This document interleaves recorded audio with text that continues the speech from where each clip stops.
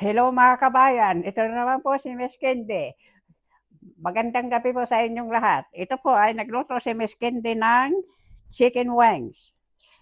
Bake. Mainit.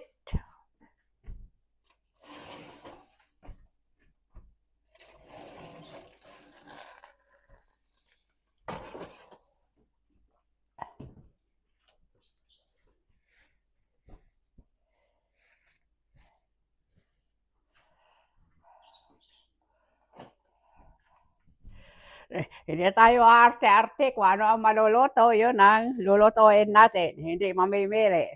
Kung anong iluto, yun ang iluto ni Miss Kendi. Asawa ko, hindi naman mapili eh. Huwag lang Pilipino po dahil papakain mo dahil hindi niya kakainin talaga. Yan, kinakain niya yan. Makasawa naman yung steak, pork chop, o ano, ito, bake-bake na lang.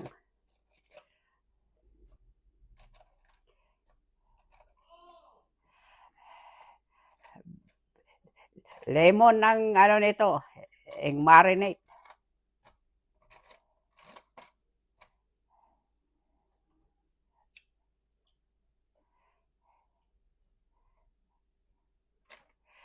Tikman natin.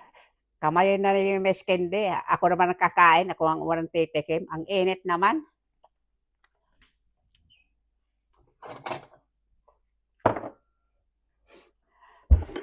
Masyadong mainit.